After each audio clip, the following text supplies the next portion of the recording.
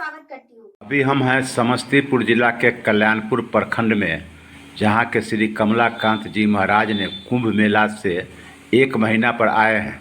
जी बताइए बाबा, कुंभ मेला में क्या आपने नया देखा, क्या सब हुआ?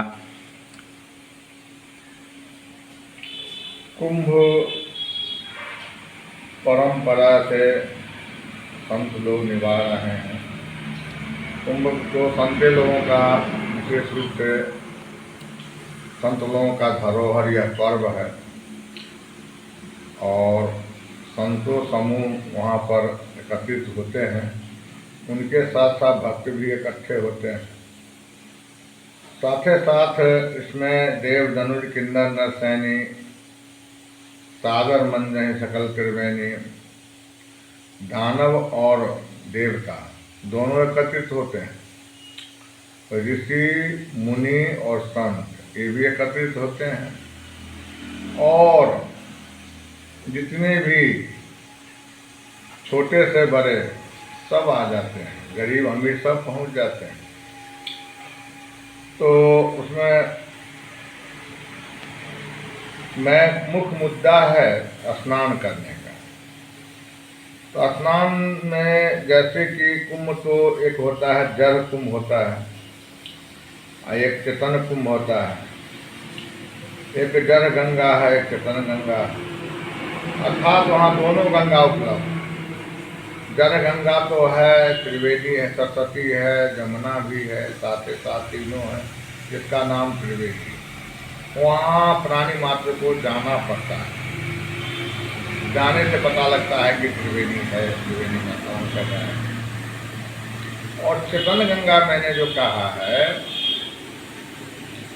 जितने भी संत सरोवर गंग जला ताय पखारवन, संत महंत और जितने भी भक्तजन एकत्रित होते हैं, ये चेतन गंगा माना जाता है। उनके द्वारा मुख से धारा प्रवाहित राम कथा होती है, भागवत कथा होती है।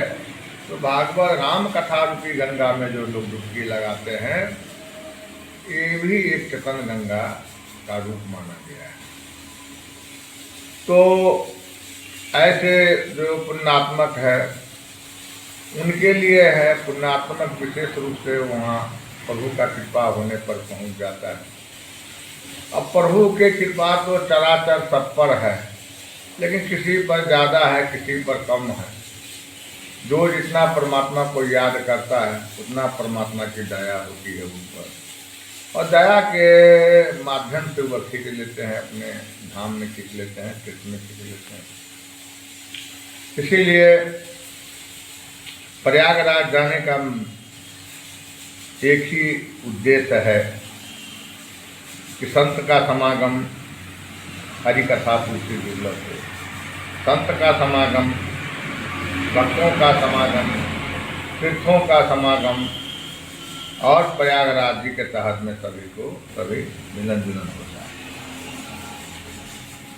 सबसे बड़ी बात है कि 12 वर्ष पर कुंभ लगता है, 6 वर्ष पर कुंभ लगता है, और ऐसे वर्ष में एक बार लगता है। कुछ ऐसे संत भक्त लोग हैं जो वहाँ वर्ष में एक बार जाते हैं, कुछ जो है तो 3 वर्ष पर जाते हैं, कुछ 6 वर्ष पर जाते हैं कुंभ में। कुछ ऐसे संत होते हैं जो वर्षमाही जो है तो 12 वर्ष में जो महाकुंभ लगता है उसमें जाते हैं।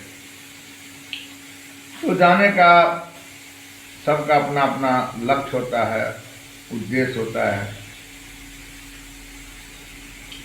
तो जाना भी नहीं चाहता है तो प्रयागराज जी किसी न किसी माध्यम से इशारा करते हैं। अब हमारे 2012 में कुछ सखा समूह लोग थे प्रयाग में, हमें जाने का ध्येय नहीं था। उन्होंने बार बार इशारा करने लगे कि गुरुजी आप आइए, गुरुजी आप आइए। हमने विचार किया कि शायद प्रयागराज जी खुद ही इशारा करवा रहे हैं। तो संत को दर्शन प्रयागराज जी भी करते हैं, क्योंकि प्रयागराज और तीर्थराज प्रयाग सब में श्रेष्ठ और उत्तम माना जाता है संत महात्मा।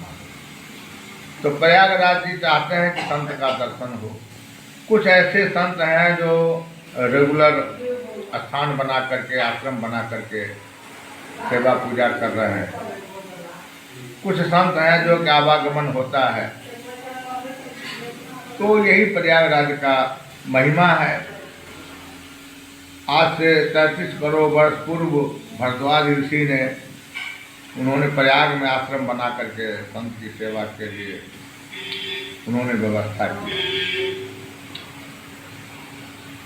भरद्वाज मुनि बसहि प्रयागा तिन्हि राम पद अति अनुराग। आखिर परमात्मा से रिश्ता कहीं न कहीं जुड़ना चाहिए। रिश्ता जुड़ने के लिए तो महात्मा की जरूरत पड़ता है। अब महात्मा में जैसा भी महात्मा हो, उनके माध्यम से रिश्ता जोड़ा जाता है। तो जीवात्मा और परमात्मा दोनों के बीच के करीब महात्मा है। यह दोनों का संबंध जोड़ते हैं। तो कोई साक्ष्य भाव में आ जाते हैं, कोई दास्य भाव में आते हैं, कोई शांत भाव में आते हैं, कोई श्रृंगार भाव में आते हैं, कोई वात्सल भाव में आते हैं। किन्हीं संतों का दशरथ जी वाला भाव है, वात्सल का भाव रखते हैं भगवान के साथ। किन्हीं संत जो है सो साक्ष्य भाव, निषाद राज और विभीषण वाला भाव रखते हैं। किन्हीं संत जो है सो शांत भाव रखते हैं। विश्वामित्र जी गुरु जी हैं और उनका शिष्य राम जी है। इस भाव से भक्ति भाव करते हैं हम लोग। तो कहीं न कहीं भगवान से एक नाता स्थापित करना चाहिए। इसी तरह की महत्वपूर्ण जानकारियों के लिए बने रहिए चमकांता न्यूज लाइव के साथ और हमारे चैनल को लाइक, सब्सक्राइब और ज्यादा से ज्यादा शेयर अवश्य करें। धन्यवाद।